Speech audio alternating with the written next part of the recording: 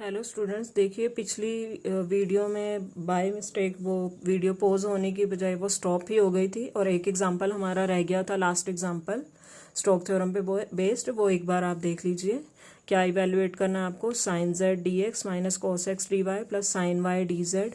सी हमें बाउंड्री दी हुई है एक रेक्टेंगल की, 0 less than equals to x less than equals to pi, 0 less than equals to y less than equals to 1, z is equals to 3।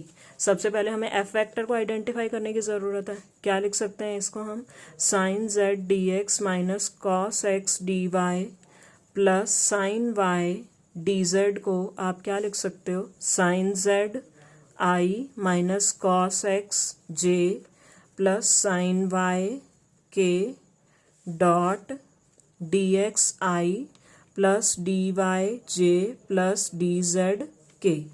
तो आपके पास ये क्या होता है? डी आर होता है। तो ये एफ डॉट डी आर वाली फॉर्म आ गई। एफ वेक्टर आपके पास क्या बन गया? Sine z i plus minus cos x j plus sine y k. अब स्टूडेंट आप इसमें हमें पता है हमें कर्ल एफ निकालने की भी ज़रूरत पड़ती है। तो कर्ल एफ मैं डायरेक्टली लिख रही हूँ। आपका सिंप्लीफाई करके क्या बन जाएगा? कॉस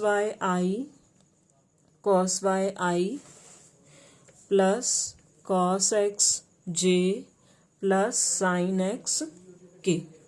अब एक चीज़ देखो स्टूडेंट, आपका जो रेक्टेंगल है वो कहाँ लाई कर रहा है?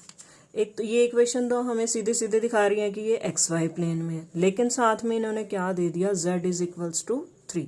अगर z हमें 0 दिया होता तो सीधे सीधे हमारा जो ये रेक्टेंगल है कहाँ लाई कर जाता? एक्स वाई प्लेन में। लेकिन z इन्होंने क्या दे दिया? 3 दे दिया। जैसे ही z को 3 दिया, अब z मेरा एक्स वाई प्लेन में तो नॉन जीरो होता नहीं है। कहाँ आप नॉन जीरो बोल सकते हो इस जेड को? एक्स वाई प्लेन के पैरेलल। इट मीन्स एस आपका क्या है? Parallel to x Y plane. ठीक है। अब एस अगर आपका parallel to x Y plane है तो हमारे पास क्या किस प्लेन में है? वो भी z is equals to 3 plane में और parallel to x Y plane.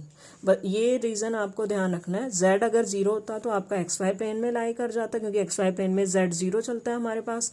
अब z हमें नॉन जीरो दिया हुआ है तो हम क्या बोल सकते हैं कि हमारा जो ये रेक्टेंगल है कहाँ लाई कर रहा है? Parallel to x Y plane and in the plane z is equals to 3।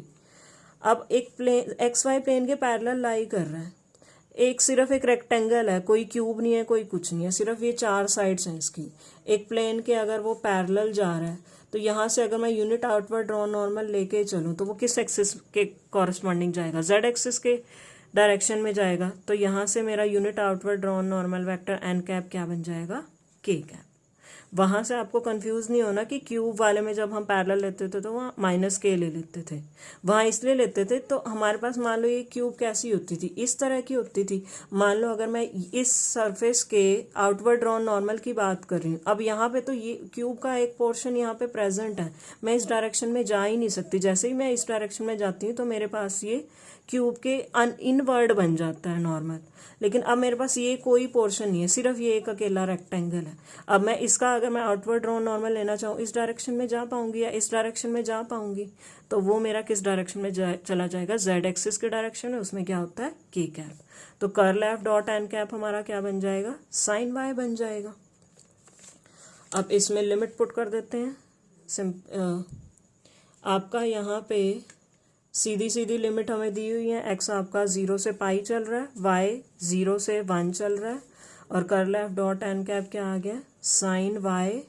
और नीचे आपका क्या चलता है? D X D Y by N cap dot Z axis के कॉरस्पॉन्डिंग, जेड का काम रह गया था, डॉट के कैप।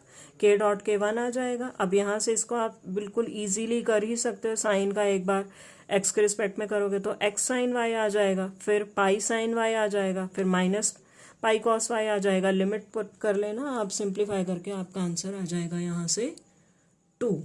बिल्कुल सिंपल क्वेश्चन है स्टूडेंट। यहाँ पे आपके ख़त्म होते हैं स्टोक्स थ्योरम पे बेस्ड सारे क्वेश्चंस।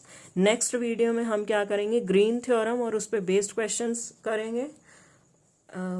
उम्मीद यही करती हूँ कि आपको ये स्टोक्स थ्योरम समझ में आ गई होगी और उसके बेस्ड क्वेश्चंस को हमें हैंडल कैसे करना है ये भी समझ में आ गया होगा। नेक्स्ट में हम फिर ग्रीन थ्योरम करेंगे। Thank you students.